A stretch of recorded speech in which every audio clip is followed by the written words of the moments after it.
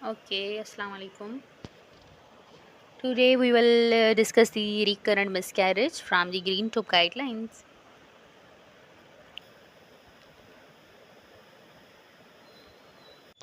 Okay, तो basically recurrent miscarriage कहते किसे हैं when there is a 3 or the more first trimester miscarriage occur, then it is called the recurrent miscarriage. ठीक है, तो जो sporadic miscarriage होते हैं वो क्या होता है basically when there is a one or the non consecutive miscarriage,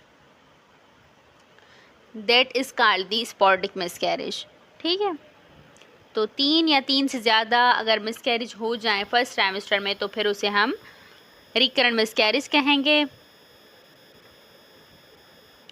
अच्छा, तो इसके रिस्क फैक्टर क्या हैं, किस वजह से होता है miscarriage. So here you can see when there is advance maternal age. ठीक है, एडवांस मैटरनल एज में क्या आ जाता है कि एज 35 ईयर से ज़्यादा हो. ठीक है, paternal age when the age is more than the 40 year तो वो फिर एडवांस पैटर्नल एज में आ जाता है. ठीक है, इन केसेस में फिर मिसकैरेज का रेट इंक्रीज़ हो जाता है, वो रिकरेंट नहीं, स्पॉटिक मिसकैरेज का रिस्क इंक्रीज़ हो जाता है. ठीक है, और number of the previous history हो मिसकैरेज की तो फिर भी मिसकैरेज का रिस्क इंक्रीज़ हो जाता है. और प्रीवियस लाइफ बर्थ हो तो फिर उसका कोई एसोसिएशन नहीं है सब्सिक्वेंट मिसकैरेज से. ब्लैक एथनिसिटी में इंक्रीज रिस्क होता है. और कज़न जो मैरिज होती हैं उनका भी कोई रिलेशन नहीं है रिकरेंट मिसकैरेज के साथ, कोई एसोसिएशन नहीं है. स्मोकिंग की वजह से, अल्कोहल कंजप्शंस की वजह से और कैफ़ीन इंटेक की वजह से. ठीक है, अगर कैफ़ीन कंजप्शन 200 से ज़्यादा हो तो फिर मिसकैरेज का रेट इंक्रीज़ हो जाता है. ठीक है, और BMI 19 से कम हो तो फिर इनमें रिकरेंट रिस्क इंक्रीज़ हो जाता है, या तो फिर BMI 25 से ज़्यादा हो. ठीक है, और इन्वायरमेंटल केमिकल एक्सपोजर्स का लिमिटेड एविडेंस है. So these are the risk factors for the recurrent miscarriage और स्पॉटिक मिसकैरेज. ठीक है, so here you can see कि अगर पैटर्नल एज 40 ईयर से ज़्यादा हो तो फिर मिसकैरेज का रेट इंक्रीज़ हो जाता है. अगर एज के हिसाब से हम देखें ना तो फिर, और मैटरनल में 35 ईयर से ज़्यादा हो तो फिर रिस्क इंक्रीज़ हो जाता है 25%. Okay, so the most strongest risk factor for the recurrent miscarriage is the APLA antiphospholipid antibodies. These increase the risk of the miscarriage particularly for the. उसमें फिर हम जो हमारी स्पेसिफिक एंटीकोगुलेंट एंटीबॉडीज़ जो हैं वो हैं लपस एंटीकोगुलेंट. ठीक है, फिर उसके बाद जो हैं वो हैं एंटीकार्डोलिपिन एंटीबॉडीज़ जो हम करवाते हैं. ये हम कब करवाते हैं, मिसकैरेज के 6 वीक के बाद करते हैं हम. एटलीस्ट 2 वैल्यूज़ हम लेते हैं. ठीक है, 12 week apart, 6 week after the miscarriage, 12 weeks apart, at least 2 value, 2 labs करवाते हैं. और अगर सिग्निफिकेंट हमें कितना हमें टाइटर मिले, अगर 40 से ज़्यादा हमें टाइटर मिलता है तो फिर that is the significant to diagnose the antiphospholipid syndrome. फिर इसका ट्रीटमेंट क्या है, अच्छा इसका थोड़ा क्राइटेरिया भी देख लें.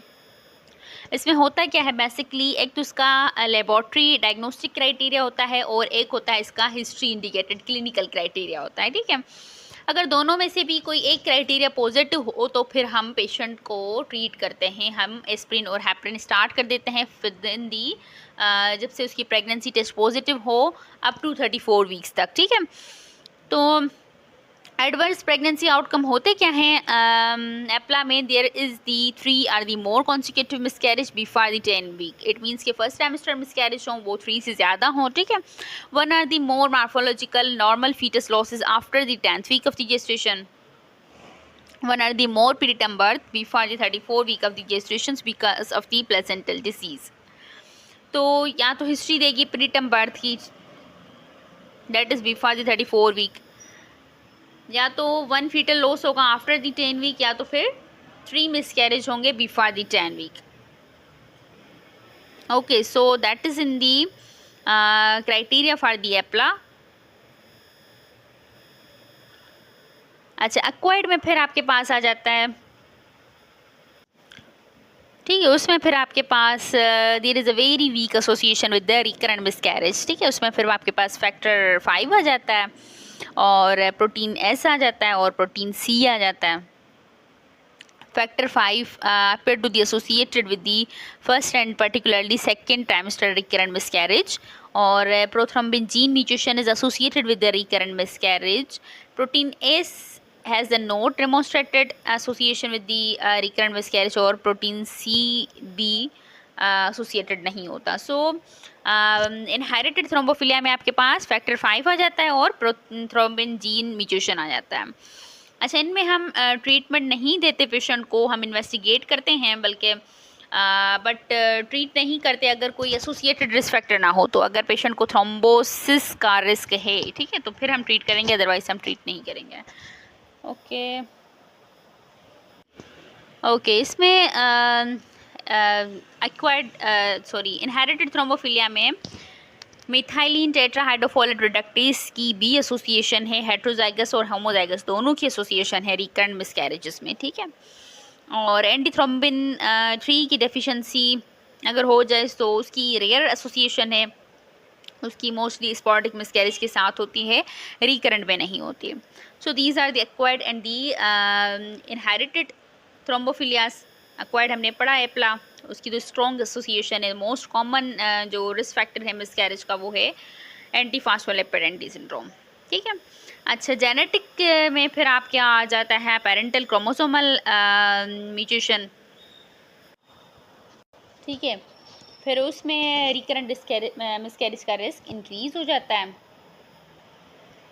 और अगर एक मिसकैरेज हो due to the parental chromosomal rearrangement की वजह से, तो फिर जो सेकंड में रिस्क इंक्रीज हो जाएगा 2%, और फिर आफ्टर दी 1 मिसकैरेज, ठीक है, फर्स्ट में 2% रिस्क होगा, उसके बाद एक मिसकैरेज के बाद फिर 4%, फिर 2 मिसकैरेज के बाद 6% रिस्क होगा मिसकैरेज का। ठीक है, सब्सिक्वेंट मिसकैरेज का।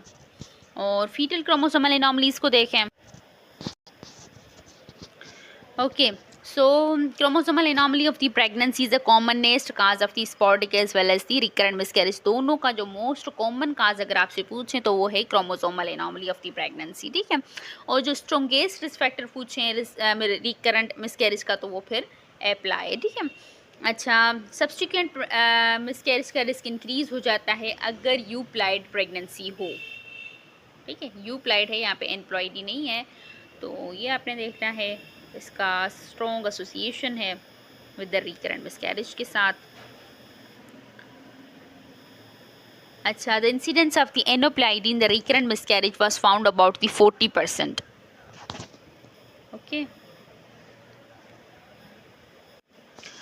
ओके, और रिस्क फैक्टर में क्या आ जाता है हमारे पास, कंजेनाइटल यूट्राइन एनॉमलीज। ठीक है, कौन कौन सी हैं, सेप्टेट है और बाइकॉर्निएट यूट्रस है। अच्छा, सेप्टेट में फिर आप ट्रीटमेंट करते हैं, उसकी इन्वेस्टिगेशन यही है कि हम 3D अल्ट्रासाउंड करवाएं। ठीक है, और ट्रीटमेंट यही है कि आप रिसेक्शन करें सेप्टम की, फिर उससे कॉम्प्लिकेशंस का रिस्क कम हो जाता है। ओके, एक्वायर्ड जो यूट्राइन एनॉमलीज हैं, फिर उसमें आपके पास आ जाता है मायोमास हो सकते हैं, तो उनकी थोड़ी लिमिट एविडेंस है फॉर द रिकरेंट मिसकैरेज के लिए। और सर्वाइकल इंसफिशिएंसी में सेकंड ट्राइमेस्टर मिसकैरेज का रिस्क इंक्रीज हो जाता है, फिर उसकी ट्रीटमेंट यही है कि रिकरेंट मिसकैरेज हैं और सर्वाइकल इंसफिशिएंसी भी है, तो फिर आप सर्कलाज लगाएं। ओके, एंडोक्राइन डिसऑर्डर का क्या एसोसिएशन है विद द रिकरेंट मिसकैरेज। अगर वेल कंट्रोल डायबिटिक है, गुड ग्लाइसेमिक कंट्रोल है, और थायराइड डिसीज भी यूथायराइड है, ठीक है, कंट्रोल है, वेल कंट्रोल डिजीज है, तो फिर उसमें रिकरेंट मिसकैरेज का रिस्क इंक्रीज नहीं होता। बट सब क्लिनिकल हाइपोथायरॉइड हो, जब TSH का लेवल 4 से ज़्यादा हो, तो फिर उसमें रिकरेंट मिसकैरेज का रिस्क इंक्रीज हो जाता है। थायराइड ऑटो एंटीबॉडीज़ हों तो फिर उनमें भी इंक्रीज हो जाता है, PCOS में भी इंक्रीज होता है, प्रोलैक्टिन इम्बैलेंस में भी इंक्रीज होता है। ल्यूटियल फैस डिफेक्ट में उसका कोई एविडेंस नहीं है, ठीक है, कि उसमें इंक्रीज होता है या नहीं होता। ओके, तो इम्यून फैक्टर को देख लें। इम्यून फैक्टर में क्या है कि that is the insufficient evidence, तो उसका भी नहीं पता, इस वजह से हम इम्यूनोग्लोबिन नहीं देते रिकरेंट मिसकैरेज के लिए। ओके, सो इम्यून फैक्टर कौन से, यूट्राइन नेचुरल किलर सेल, उसका भी क्या है कि there is insufficient evidence regarding that. Okay, so what is the association with the genital tract infections with the recurrent miscarriage? So there is a insufficient evidence with the genital tract infections.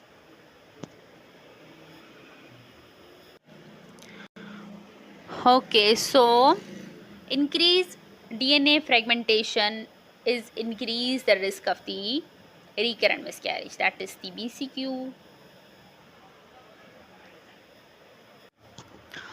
Okay, तो हमने risk factor पढ़ लिए। अब हम investigation discuss करते हैं कि हम कौन कौन सी इन्वेस्टिगेशन करवाएंगे अगर एक्वायर्ड थ्रोम्बोफिलिया है। ठीक है, एक्वायर्ड थ्रोम्बोफिलिया में हमने क्या पढ़ा था कि फैक्टर 5, प्रोटीन सी और मिथाइल टेट्राहाइड्रोफोलेट। ठीक है, तो इनमें ये इनहेरिटेड थे। एक्वायर्ड एप्ला में फिर हम क्या करवाएंगे, हम एंटीकार्डियोलिपिन एंटीबॉडीज़ करवाएंगे और लपस एंटीकोगुलेंट कराएंगे। जो हमारी स्ट्रॉन्ग एंटीबॉडी है वो है लपस एंटीकोगुलेंट एंटीबॉडीज़। ठीक है, तो वो हम कैसे करवाएंगे, 6 वीक करवाएंगे after the termination of the pregnancy, 6 week after the miscarriage करवाएंगे हम, फिर 12 वीक्स के बाद करवाएंगे।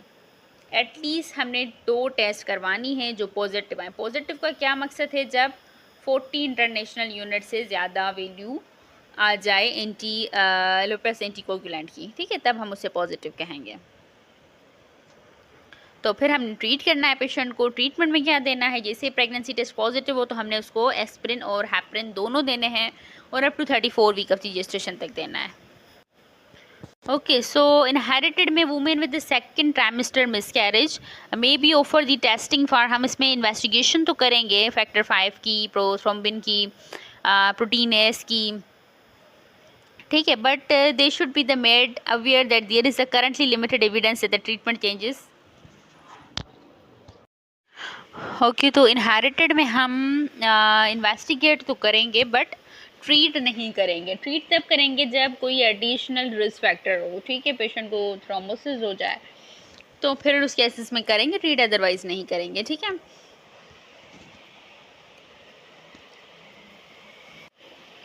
और टेस्टिंग हमने कब करनी होती है, मोस्टली इनमें सेकेंड ट्राइमेस्टर मिसकैरेज होते हैं तो 6 वीक आफ्टर दी मिसकैरेज आपने करनी होती है, टेस्टिंग इन्वेस्टिगेट करना होता है। ओके, तो जेनेटिक जो काजेज़ हैं that is the most common cause. ठीक है, मोस्ट कॉमन स्पॉटिक और रिकरेंट मिसकैरेज का क्रोमोसोमल एबनॉर्मलिटीज़ ही है। ठीक है, तो फिर उसमें हम क्या करेंगे, उसमें हमने साइटोजेनिक एनालिसिस करना है, प्रोडक्ट ऑफ कंसेप्शन लेनी है और फिर उसे साइटोजेनिक एनालिसिस के लिए भेजना है। ठीक है, फिर उसमें अगर बैलेंस ट्रांसलोकेशन आ जाती है तो फिर हमने पेरेंट्स की कैरोटाइपिंग करवानी है। अगर हमारे पास प्रोडक्ट ऑफ कंसेप्शन नहीं है तो फिर हम डायरेक्ट भी पेरेंट्स की कैरोटाइपिंग कर सकते हैं। ठीक है, ओके, तो इसमें भी यही है कि आपने प्रोडक्ट ऑफ कंसेप्शन लेनी है और साइटोजेनिक एनालिसिस के लिए भेजनी है। फिर अगर उसमें अनबैलेंस्ड ट्रांसलोकेशन आ जाती है तो फिर आपने पेरेंट्स की कैरोटाइपिंग करनी है। ठीक है, और अगर आपके पास प्रोडक्ट ऑफ कंसेप्शन नहीं है तो फिर आपने डायरेक्ट कैरोटाइपिंग करनी है पेरेंटल। अच्छा, इसका ट्रीटमेंट भी हम नहीं करेंगे, हम सिर्फ यही कर सकते हैं कि पेशेंट को काउंसिल कर सकते हैं और उसका यही ट्रीटमेंट होगा कि वो फिर ART प्रोसीजर के थ्रू करवाए, IVF करवाए, फिर उसे हम प्री इम्प्लांटेशन जेनेटिक डायग्नोसिस के लिए काउंसिल कर सकते हैं। अदरवाइज़ इसका कोई बेनिफिट नहीं है आफ्टर दी ट्रीटमेंट के सक्सेसफुल प्रेगनेंसी हो जाए। So that's why we will only investigate for the counseling purpose. Okay so जिन पेशेंट में यूट्राइन एनॉमलीज होती हैं, कंजेनाइटल यूट्राइन एनॉमलीज, तो फिर उनमें हम इन्वेस्टिगेशन के लिए 3D अल्ट्रासाउंड करते हैं।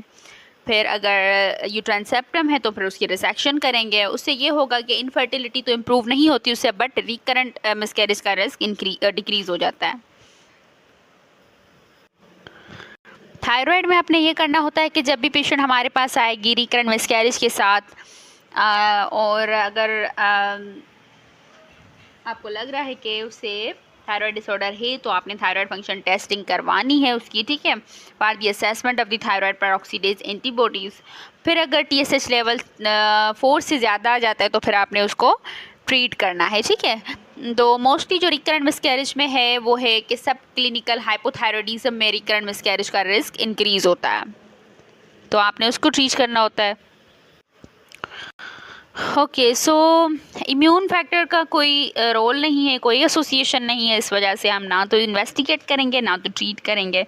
इन्फेक्टिव जो जेनेटल ट्रैक्ट इन्फेक्शन है उसका भी कोई एसोसिएशन नहीं है, that's why we will not treat them for the treatment purpose of the recurrent miscarriage, ठीक है। तो इन दोनों को तो नहीं करेंगे। ओके अब आ जाते हैं कि हमने मैनेज कैसे करना है। सबसे पहले हमने पेशेंट की लाइफस्टाइल मॉडिफिकेशन करनी है। उसमें यह है कि आपने अगर उसका BMI 19 से कम है या 25 से ज़्यादा है तो फिर आपने 25 से ज़्यादा है तो फिर आपने वेट लॉस के लिए एडवाइस करनी है, और 19 से कम है तो फिर आपने वेट गेन के लिए उसके कैलोरी इनटेक का बोलना है कि आपने इंक्रीज़ करनी है, ठीक है। और स्मोकिंग सेसेशन करनी है क्योंकि इससे इंक्रीज रिस्क होता है। अल्कोहल कंजप्शन को कम करना है, कैफ़ीन को कम करना है, कितना 200 मिलीग्राम तक वो ले सकती है, ठीक है, उससे ज़्यादा नहीं ले सकती। तो ये आपने करनी होगी मॉडिफिकेशन। ओके हमने पढ़ा था कि sperm DNA fragmentation increase the risk of the recurrent miscarriage, but हम उसकी इन्वेस्टिगेशन नहीं करते। We will not routinely offer the sperm DNA testing outside the research consent. Okay so APLA को हमने कैसे ट्रीट करना होता है, एक्वायर्ड थ्रोम्बोफीलिया को हमने कैसे ट्रीट करना होता है। हम एस्प्रिन और अनफ्रैक्शन हैप्रिन या लो मॉलिक्यूलर वेट हैप्रिन देंगे पेशेंट को, जिसको क्लिनिकली डायग्नोज हो एप्ला या तो फिर लेबोरेटरी डायग्नोज हो। तो फिर जैसे ही उसकी PT पॉजिटिव होगी तब से वो लेगी अप टू 34 वीक्स तक लेगी, ठीक है। Clinician are and the women should be aware that the treatment with the heparin, particularly unfractionated heparin, is not without some risk. Aspirin और heparin should not be given in the women with unexplained recurrent miscarriage, ठीक है, जिसमें हमें कोई काज नहीं मिला, patient को सिर्फ रिकरेंट मिसकैरेज है, एप्ला डायग्नोज नहीं हुआ तो फिर हम उसको ट्रीट नहीं करते, ठीक है। फिर उसमें कोई रोल नहीं है कि आप उसको एस्प्रिन और हैप्रिन दें। ओके ये हम डिस्कस कर चुके हैं कि हम इनहेरिटेड थ्रोम्बोफीलिया को इन्वेस्टिगेट तो करते हैं बट उसको ट्रीट नहीं करते। उस केस में ट्रीट करते हैं जब कोई एसोसिएटेड रिस्क फैक्टर हो, जैसे कि पेशेंट को थ्रोम्बोसिस हो तो फिर हम ट्रीट करेंगे, अदरवाइज़ हम ट्रीट नहीं करते, ठीक है। ये भी हम डिस्कस कर चुके हैं कि जिनमें कोई क्रोमोसोमल एब्नॉर्मलिटीज़ हों, ठीक है, कोई जेनेटिक फैक्टर डिसऑर्डर हो तो फिर उसका यही है कि आप उसको या तो फिर IVF के लिए काउंसिल करें, फिर उसमें आप प्री इम्प्लांटेशन जेनेटिक डायग्नोसिस कर सकते हैं, अदरवाइज़ ट्रीटमेंट का कोई रोल नहीं है इसमें।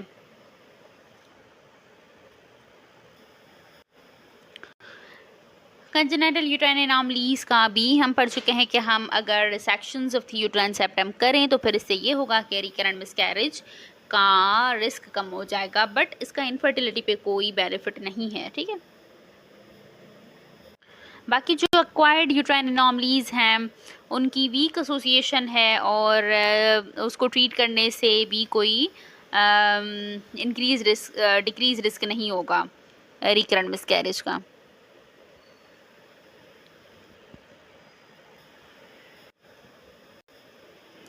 ओके एंडोक्राइन फैक्टर्स का देख लें कि आपने थायरोक्सिन सप्लीमेंट रूटीनली रिकमेंड नहीं करने यूथायराइड वुमेंस में, हम भले उनमें थायराइड पेरोक्सीडेज एंटीबॉडीज़ आपको मिल रही हैं, बट पेशेंट यूथायरॉयड है, TSH लेवल कम है उसका, तो फिर 2.5 तक है, तो फिर आपने उसको थायरोक्सिन नहीं देनी होती। ठीक है, आप कब देंगे थायरोक्सिन? जब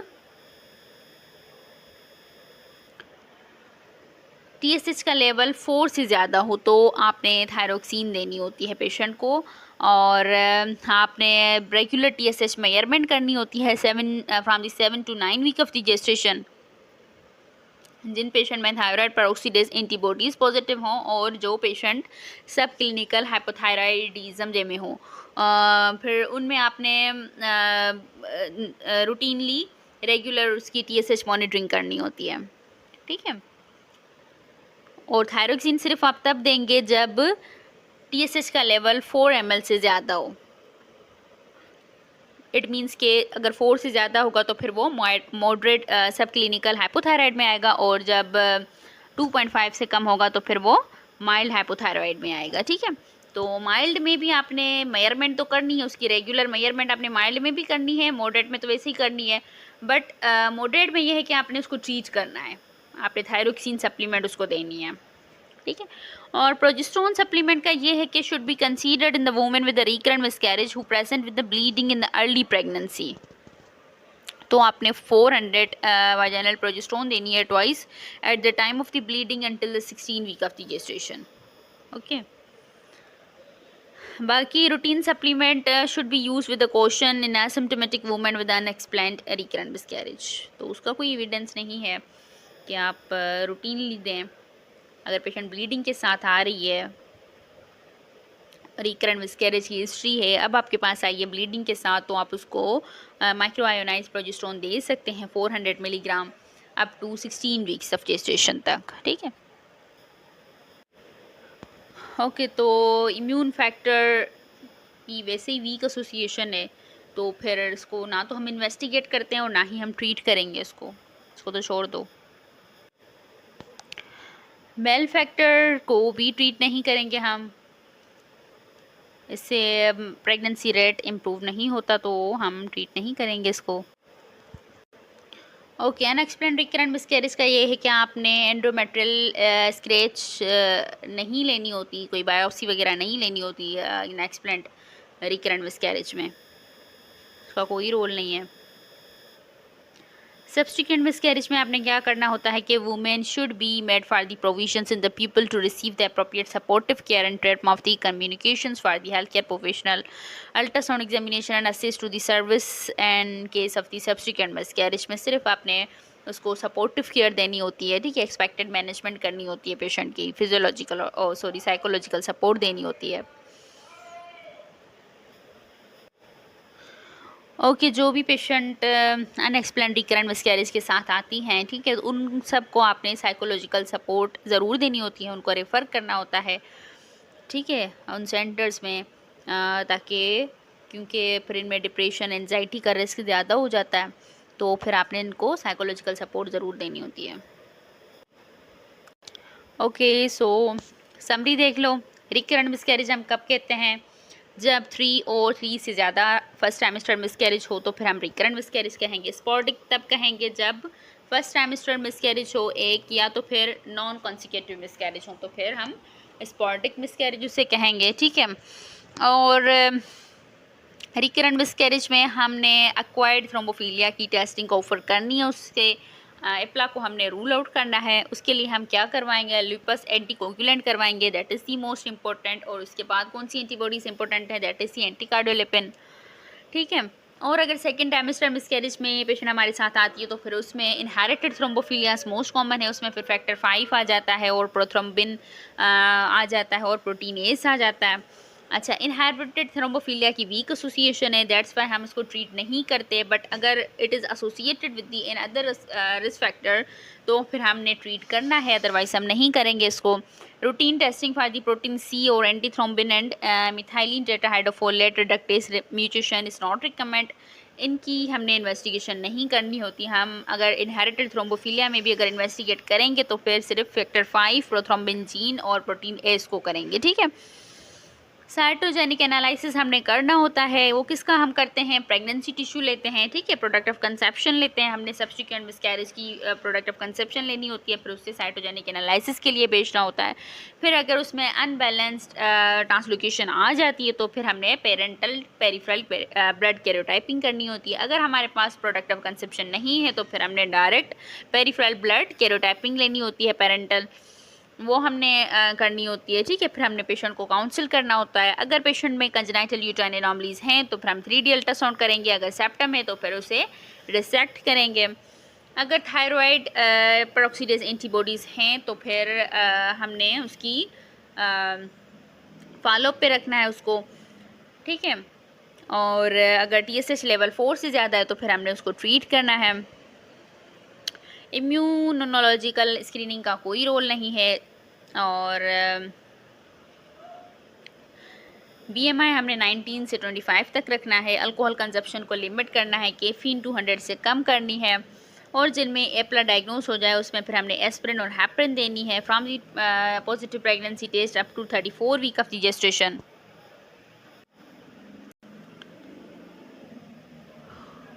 okay, so resection of the uterine septum से होगा क्या कि रिकरेंट जो फर्स्ट और सेकंड ट्राइमेस्टर के मिसकैरेज हैं वो इम्प्रूव हो जाएंगे इससे।